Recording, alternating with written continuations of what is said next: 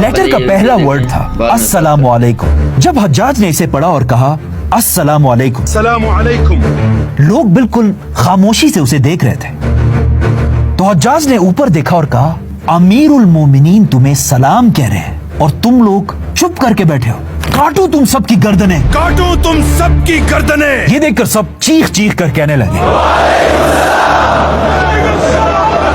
اس طرح اس ظالم حجاج نے اپنی گورنری شروع کی اور ایک کے بعد ایک بغاوت کو بہت ہی ظلم سے کرش کرنے لگا۔ لیکن جیسے ہی حجاج گورنر بنا، کوفہ میں حجاج کے خلاف ایک اور بڑی بغاوت ہوئی، جس میں ایک بار پھر بہت سارے صحابہ شامل تھے، جن میں سب سے بڑے صحابی تھے رسول اللہ صلی اللہ علیہ وسلم کی خدمت کرنے والے انس بن مالک رضی اللہ عنہ۔ یہ بغاوت ایک بہت بڑی بغاوت تھی، لیکن لوگ چاہے جتنی بھی کوشش کر لیں، ایک ظالم اور خونی جنرل کو اس کی کرسی سے ہٹانا کوئی آسان کام نہیں ہوتا۔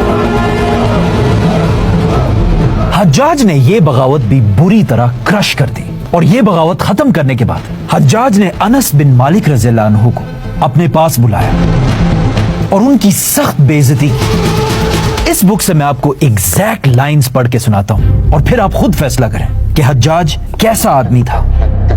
حجاج نے انس بن مالک رضی اللہ عنہ سے کہا اے گندے آدمی، ہر فتنے میں تو سب سے آگے آگے ہوتا ہے، کبھی عشس کے ساتھ کھڑا ہوتا ہے، کبھی عبداللہ بن زبیر کے ساتھ کھڑا ہوتا ہے اور کبھی علی کے ساتھ کھڑا ہوتا ہے، کیونکہ حجاج رسول اللہ صلی اللہ علیہ وسلم کے خاندان اہل بیت سے بہت نفرت کرتا تھا، اور اسپیشلی حضرت علی، حسن اور حسین رضی اللہ عنہ سے۔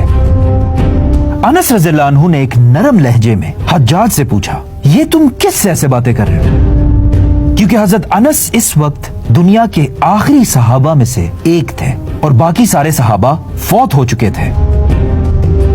اسی لیے حضرت انس نے کہا کہ تم کس سے ایسے باتیں کر رہے ہو، لیکن حجاج نے پتا اس کا کیا جواب دیا۔ حجاج نے حضرت انس بن مالک رضی اللہ عنہ سے کہا او بہرے، میری آواز نہیں آ رہی کیا؟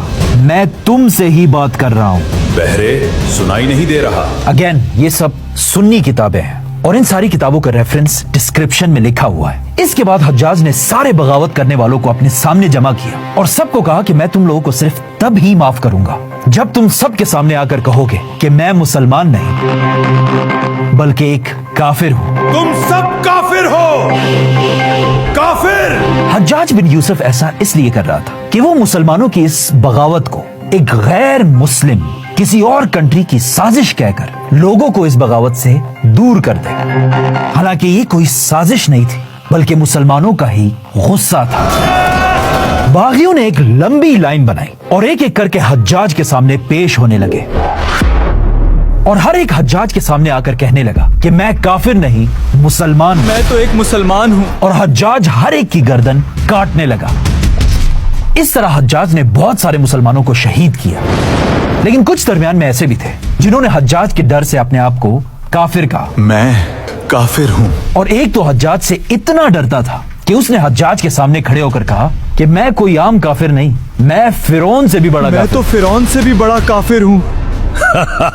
آخر حجاج کے ان سارے ظلموں کی وجہ سے آہستہ آہستہ بغاوتیں ختم ہونے لگی اور مسلمان اس خلافت میں ڈر اور خوف کے ساتھ اپنی زندگیاں گزارنے لگے۔